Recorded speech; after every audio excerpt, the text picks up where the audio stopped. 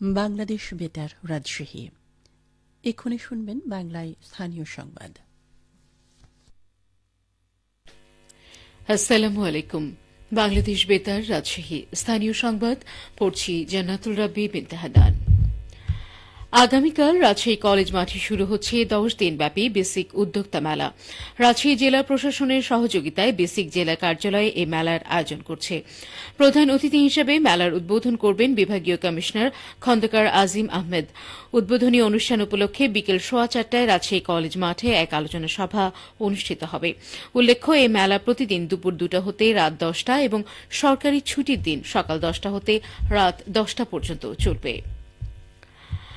আসন্ন শিল্প ও বাণিজ্য মেলা সফল করতে মতবিনিময় সভা করেছে Natore chamber of commerce and industry. আজ চেম্বার ভবনে অনুষ্ঠিত সভায় সভাপতিত্ব করেন Natore chamber of commerce and ইন্ডাস্ট্রির সভাপতি মোহাম্মদ আব্দুল মান্নাফ। সভায় জানানো হয়, চলতি মাসের শেষ সপ্তাহ থেকে স্থানীয় কানাইখালী স্টেডিয়াম মাঠে chamber of commerce and industry শিল্প ও বাণিজ্য মেলা আয়োজন করতে যাচ্ছে।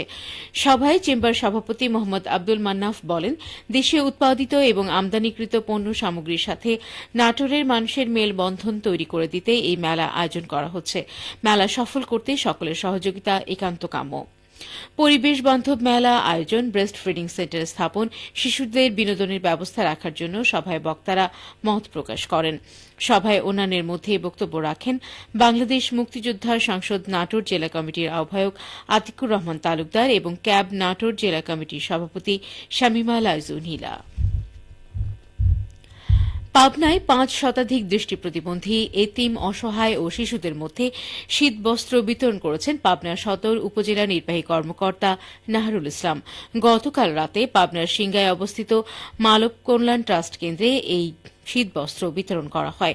এই সময় ট্রাস্টের চেয়ারম্যান অধ্যাপক আবুল হোসেন, ভাইস চেয়ারম্যান অধ্যাপক আলমগীর হোসেন, ট্রাস্টি সদস্য ও পাবনা পদ্মা কলেজের অধ্যক্ষ শাহাবুদ্দিন প্রমুখ উপস্থিত ছিলেন। এর আগে সন্ধ্যায় উপজেলা নির্বাহী অফিসার পাবনার মাসুম বাজার এলাকায় স্থানীয় রিকশা, ভ্যান ও বাস শ্রমিকদের মধ্যে কম্বল বিতরণ করেন। এদিকে নওগাঁ সাপাহারে উপজেলা ছাত্রদলের উদ্যোগে শীতার্তদের মাঝে শীতবস্ত্র বিতরণ করা হয়েছে। গতকাল ইসলামপুর গ্রামে উদ্বোধনী অনুষ্ঠানে প্রধান অতিথি ছিলেন সাপাহার উপজেলা ছাত্রদলের সদস্য সচিব হাসান আলী। অনুষ্ঠানে 2 শতাধিক অসহায় ও দুস্থ শীতার্ত নারী পুরুষকে শীত নিবারণের জন্য একটি করে কম্বল প্রদান করা হয়। এ সময় আয়োজকরা সুবিধাবঞ্চিত মানুষের পাশে দাঁড়িয়ে সহযোগিতা দিতে সমাজের বিত্তবানদের প্রতি আহ্বান জানান। অনুষ্ঠানে উপজেলা বিএনপি নেতাকর্মী ও স্থানীয় গণ্যমান্য ব্যক্তিবর্গ উপস্থিত ছিলেন। পরিযায়ী পাখির কলকাকলিতে মুখর হয়ে উঠেছে নওগাঁর সাপাহার উপজেলার জবইবিল।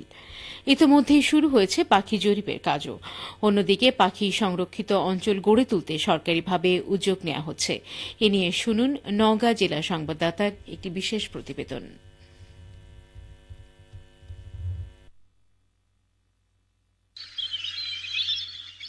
একদণ্ড শান্তির আশায় পাখা মেলে হাজার মাইল পথ পাড়ি দিয়ে জবাইবিলে ছুটে আসছে পরিযায়ী পাখি। আগত পাখিদের নিরাপদ আশ্রয় দিতে কাজ করছে একদল তরুণ। তাদেরই একজন জবাইবিল জীববৈচিত্র্য সংরক্ষণ কমিটির সভাপতি সোহানুর রহমান। নিজেদের কার্যক্রম তুলে ধরে সোহানুর বলেন, 2016 সাল থেকে আমরা কাজ করছি। বন বিভাগ এবং উপজেলা প্রশাসনের সমন্বয়ে কাজ করে এ পর্যন্ত আসছি। আমরা বর্তমানে সফল হয়েছি যে মানুষ এখন জানে যে পাখি শিকার করা যাবে না বলে বর্তমানে জেলেরা এবং সাধারণ মানুষরা এই অঞ্চলে পাখি শিকার আর করে না।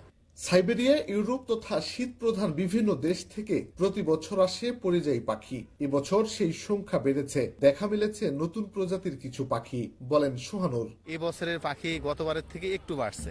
আমরা মাথা ডুবরি পাখিটা নতুন এবার দেখলাম। পাশাপাশি পিয়াং হাঁস, ল্যাঞ্জা হাঁস, চকাচকি, আবাসিক পাখি তো আছেই। অনেক খাবার আছে বলে পাখি এখানে বেশি আসে। দ্বিতীয় কারণ হলো মানুষের সাথে যে পাখিদের একটা দ্বন্দ্ব নিরসনে এটা আমরা একটু সফল হয়েছি। জবাইবিলের জীববৈচিত্র্য রক্ষায় নানামুখী পদক্ষেপ নিয়েছে উপজেলা প্রশাসন। নতুন করে পাখির সংরক্ষিত অঞ্চল গড়ে তোলা হচ্ছে, বললেন সাপাহার উপজেলা নির্বাহী অফিসার মাসুদ হোসেন।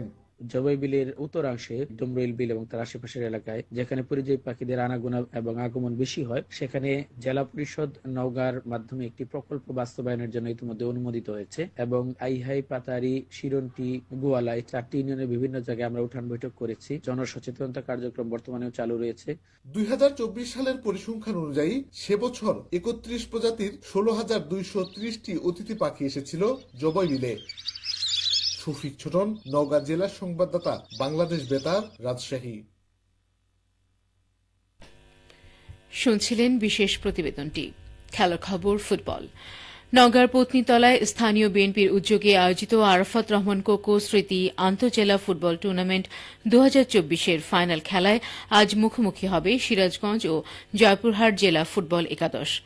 আয়োজকরা বলেন, বিকেল 3টায় নজিপুর পাবলিক মাঠে খেলা শুরু হবে। খেলা শেষে পুরস্কার বিতরণী অনুষ্ঠানে প্রধান অতিথি হিসেবে বিএনপির কেন্দ্রীয় কমিটির কৃষি বিষয়ক সম্পাদক ও সাবেক এমপি শামসুজ্জোহা খান উপস্থিত থাকার কথা রয়েছে।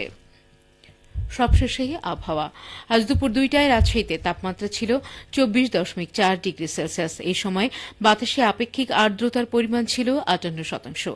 রাজশাহী ও পার্শ্ববর্তী এলাকায় আজ সূর্যাস্ত সন্ধে 5:30। সংবাদ শেষ হল।